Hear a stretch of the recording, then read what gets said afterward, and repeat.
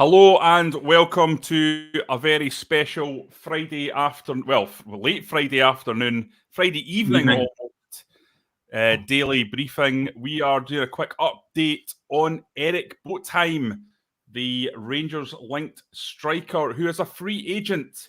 He moved in January from Bodo Glimt, 6.75 million to Krasnodar. But of course, like many, he was able to cancel his contract and walk away after Russia's abhorrent invasion of Ukraine. It makes him a free agent. It makes a number of clubs extremely interested in picking up a guy who is worth quite a pretty penny for next to nothing. And we believe, Josh, that Rangers are amongst the clubs looking at the player now. The big question is he good enough? Will he fit into Rangers' system? Is he a first-choice type striker, or would he be someone that would coming in as a squad depth player? And we hope to answer all these queries. Yeah. So what we're going to do, Josh has put together a piece on the website, and many of you will be subscribers. Some of you won't be. We're just going to talk you through this piece. If you're not a subscriber, you won't have access to it. So this is a way to get all the information about the player. Josh has done a real deep dive and looked through all the elements of his play, and he will be able to give us all the information there. So Josh, let's start off right away. Tell us a bit about this lad. What is he like? What's his physical profile? What kind of player is he? I'll try my best. Obviously, there's a lot to sum up here, so what I would recommend is that if you really want a good idea of what the player's like, then you can subscribe and read this for free over on the rangersreview.co.uk. But as you say, Johnny, we'll try and give over the next wee while just a bit of an explanation as to what type of player he is and where he might fit in at Ibrox. And as you say, if indeed he would be a good fit. So let's start with his heat map. I mean, he's a centre forward, about 6 foot, quite lean, but seems to have quite a strong physical profile. Immediate thing that stands out from his heat map here, Johnny, is the depth of his involvement. And obviously this is quite important at Rangers, given Alfredo Morelos, although his kind of build-up involvement has changed under Van Bronckhorst. You'll remember under Steven Gerrard, there was a lot of switching play, whereas just now it's maybe more kind of back passes or bounce passes, or some people call them wall passes in terms of playing with your back to goal. And that might indeed suit Botheim, as we'll come on to speak about. But in the immediate sense, you can see, involved very centrally, maybe a slight preference to come off the left side of the pitch, but very comfortable dropping deep. And what he does really comfortably, and this is something that Van Bronckhorst has referenced a few times with Morelos, is when a team's pressing said team high, what he likes Morelos to do is come into these little pockets and just offer a pass through pressure. And that, it might seem quite a simple thing to do, but you'll know as well as I, Johnny, and everyone watching this video, there's plenty of examples of strikers who aren't comfortable dropping down the pitch top and offer this type of outlet. I mean, Cedric Itten, I don't think it was suited to his profile of player in terms of his speed dropping into the midfield, being able to play these little passes, which are simple, but they completely open up the pitch and allow a team to play through. Here's another example of him doing the exact same thing at Bodo, where he recognises, look, here's a third man run going in behind. He's able to lay the ball off, and suddenly from having the ball right down in the pitch, one ball into the striker who's comfortable dropping deep into his own half, allows the team to play into the opposition half. So that's the first thing in terms of his build-up play. What I would say in regards to, in comparison to Alfredo Morelos, is when he gets the ball in these types of situations, and we can see it here, there is probably scenarios where he's not as comfortable in terms of turning with the ball or switching play like Morelos maybe. And I think Morelos is quite an exception at this level of a player who can almost act as a bit of an attacking pivot in some senses. You remember under Steven Gerrard kind of how pronounced that was at points during his tenure. But again, I don't think under Van Bronckhorst, speaking hypothetically, that would be too much of an issue. Given that Van Bronckhorst likes to use his strikers more with his back to goal than Steven Gerrard, who like to use them as more of a playmaker. And that's another example in there. The bit that excites me in terms of his link-up play is how alive he is around the box in terms of bringing others into play. And what you'll often see with him is in situations like this, playing in a relatively compact space, you can see the opposition here are within 30 yards of their goal. And what you need, I think, from a forward or an attacking player, and what Rangers have sometimes lacked in domestic football, his players who are probably at their best in these tight little spaces. They're able to take advantage of the small gaps. And what Botheim, I think, does really well, and you can see it in this example, he recognises that his player here is free. There's an opportunity for him to kind of combine and get him in behind. And what you'll often see him do is make these little bursts, because he's got this kind of speed over the first few yards that allows him to get away from his defender and allows his team to break through using that. And this is the exact same example. Bodo are playing against a team that are in a real low block, but the forward's able to kind of shoulder off his man, make that initial burst, and recognises that there's an opportunity for another player to get in behind, as opposed to just him. Firstly, talking about his link-up play, I think really promising. He can drop deep, maybe some slight limitations, but as I say, in the way that Van Bronckhorst is going to use him, I don't think that'll be too big an issue, Johnny. Yeah, the one thing about Van Bronckhorst and his past history, Josh, was when he was at Feyenoord, he did like a target man, didn't he? He did like a more physically imposing player. Now, Alfredo Morelos is kind of one of those hybrids. He can play as a target man. He can do anything. Let's be honest. Alfredo Morelos, at his best, can do pretty much anything at the level that Rangers would require him to work in. That's not going to be replicated in people that Rangers are bringing in unless you're very, very, very good at recruitment or you get a bit lucky, as I think is probably the case with Morelos. I don't think anyone thought he would have the kind of impact that he's had when you bring him in. Now, do you see the ability in this lad, 22 years old, to go on and develop into that kind of striker, to a guy who can do everything? Or do you see him more in the traditional target man role, guy who can hold up the ball but is also a tidy finisher? Well, you can see his shot map here, Johnny, that this is a shot map from the league season in 2021. He played 30 games and that's maybe, say, 8 shots outside the penalty box. I'm not sure what Morelos is off the top of my head. That'll probably be a little bit more populated from some more questionable shooting locations, let's say. But when you look at this shot map, you think this guy is a poacher. You look at the number of shots he's taking inside the keeper's 6-yard box, in particular the number of headers he's getting, which is the circles. And again, you can go and have a better look at this if you and kind of get a key for everything if you go over and subscribe at the website for free. Connecting with a lot of crosses, 30 of his 60 shots, or 69 shots, I should say, sorry, have originated from either crosses or set pieces. So he's really comfortable connecting with deliveries in that way. And obviously Bodo Glimt have kind of built this reputation as a bit of a unique club, given what they've done in European competition. It was 6-1 they beat Roma last season, and that, I think, put them on the map for a lot of people. But in terms of their talent production, I think a lot of Rangers fans, and not only because he scored a couple against Celtic, but I've spoken a lot about Solbakken on the right for Bodo Glimt, who've produced a number of players in recent years, and the fact that Botheim went for, I think it was 7 million just in January of this year at 22 years old tells you everything you need to know about what quality of player he is.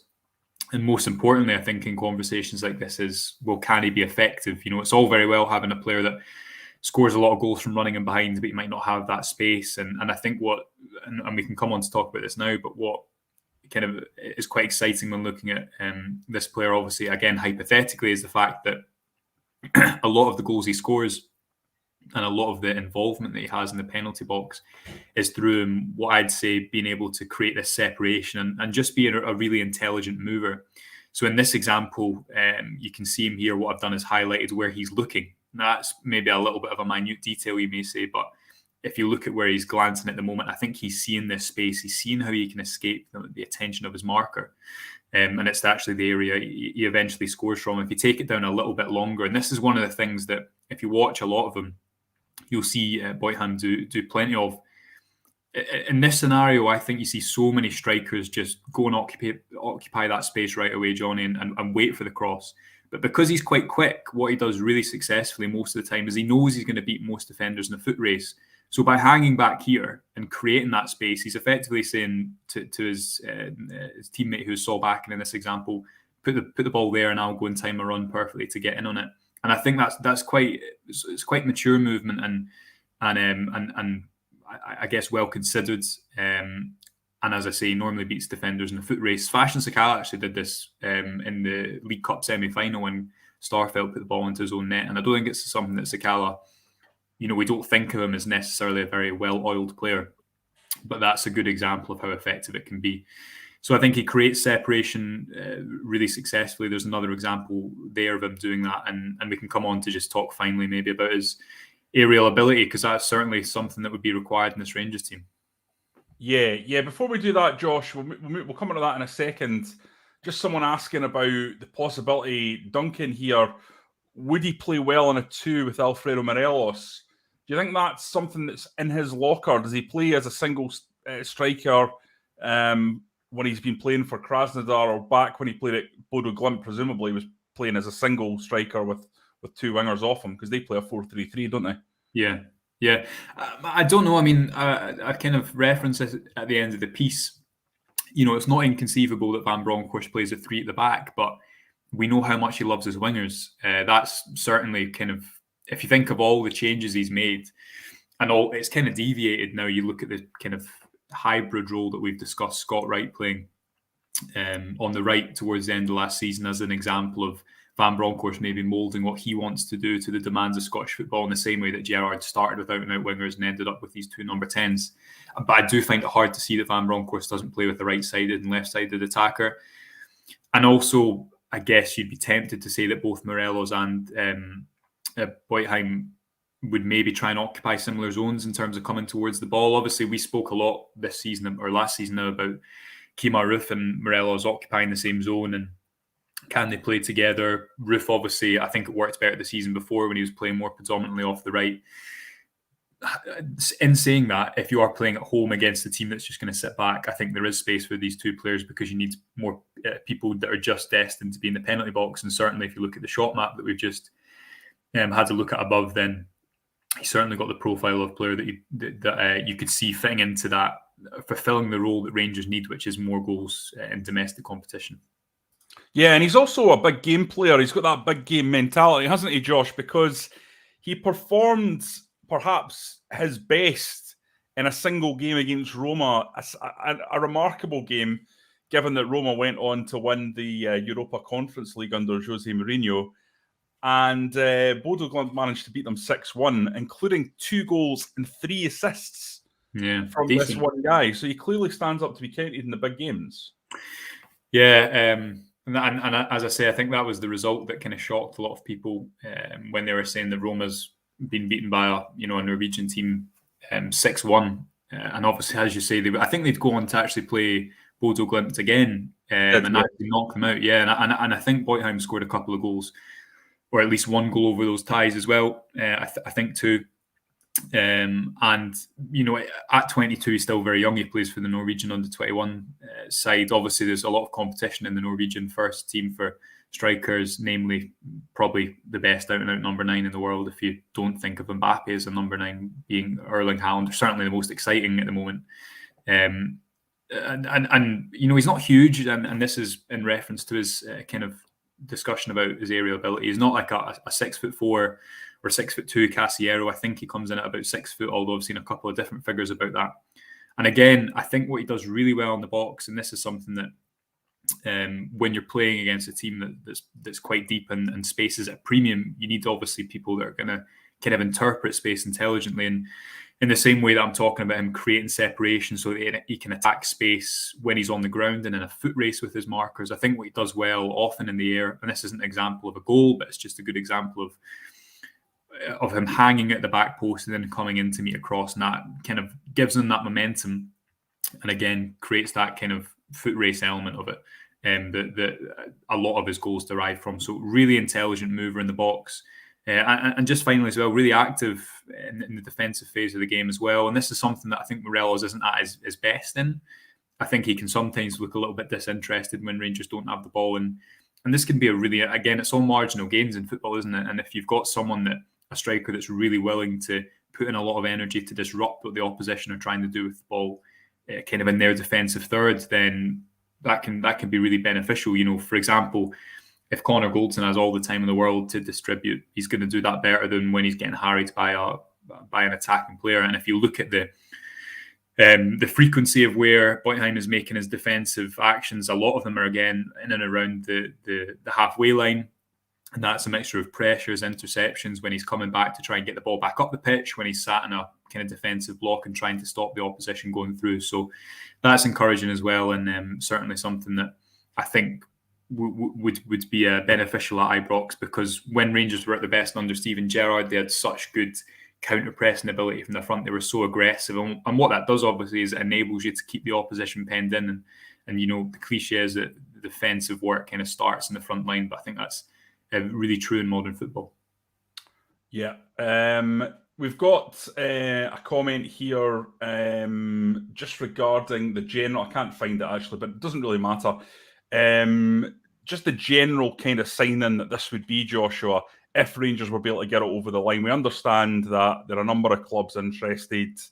There has been reports that Marseille, for example, are sniffing about. I've got a call into a colleague who's close to Marseille to find out if that's the case or not.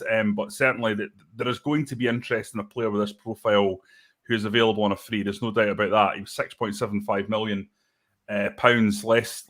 significantly less than 6 months ago. So there's going to be a clamour for clubs to get him in, isn't there?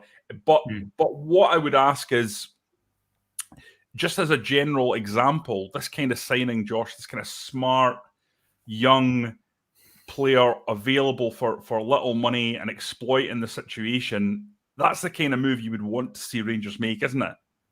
Of course. I mean, I was listening today about PSG's kind of restructuring their football department and how they are looking to really access the free agent market, and, you know, arguably one of the two richest clubs in the world. I think that's more in relation to financial fair play, but you know, I think often we think of the free agent market as always second best, but you know, increasingly ever since the kind of Bosman ruling, players can use it to their advantage. And you look with John Lundstrom, took a while to get going, but now you look back at that as a free agent signing, and I don't think anyone's questioning the kind of quality of that. So Rangers might have Champions League football to boast. Rangers' run to the Europa League final will certainly do them no harm in terms of trying to attract players. And I guess this is the type of deal. I don't think this is a deal, for example, if he's to go somewhere else, that the boards can warrant a lot of criticism for that, because as you say, or Ross Wilson, because as you say, he's going to be really sought after. He's going to have a lot of opportunities. But certainly, if there was any way to get him to the club, I think it would be a really exciting transfer. And if hypothetically, Johnny, if you could keep Connor Goldson and add someone like Botheim both for free, you saved yourself a lot of money in two key areas.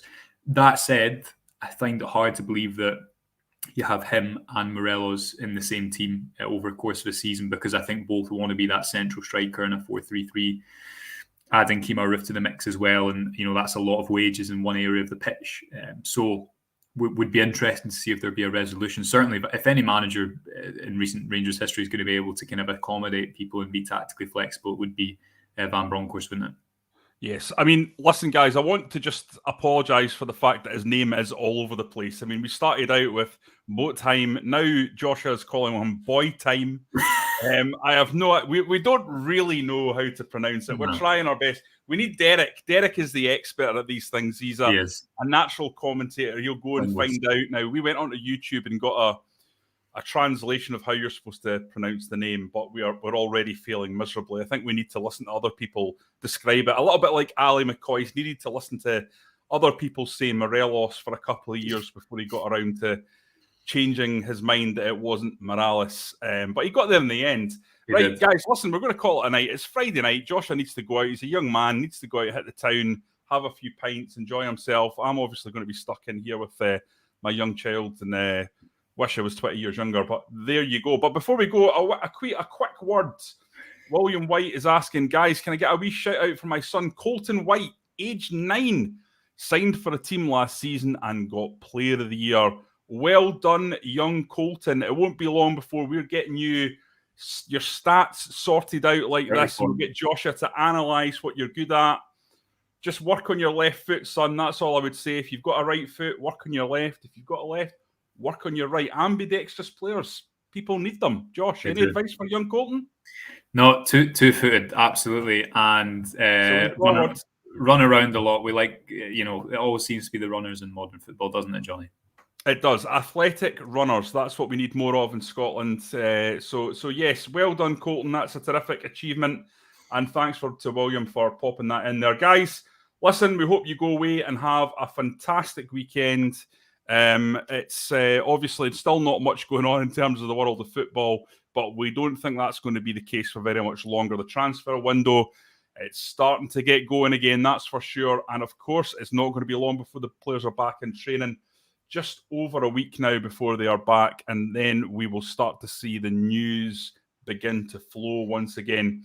Guys, obviously, if you like what we do, if you want to continue to support us, we know many of you watch the video, thousands of you every day now tuning in, well over 10,000 every day across the many platforms that we go out to. But if you like what we do and you want us to keep doing it, we do need to pay the bills. And the way we pay the bills is by getting people to subscribe to the website. At the moment, it's free for a month, and then it ticks back to the $2.99 a month. That's way, way less than the papers are nowadays, for example. And it gives you access to all our content on the website. Ad light, it's at least 2 articles a day, plus all the news that you can hope for. Every bit of Rangers news is also on there. But in terms of the in-depth stuff that we do, that Josh has got up here, like the Erik Botheim statistical analysis, you'll get 2 deep dive pieces like that every day. So it's a real ton of content you're getting and a real bang for your buck. So if you can go on there and support us and sign up, that would be much appreciated. But until next time, guys, have a wonderful weekend, and we'll be back with you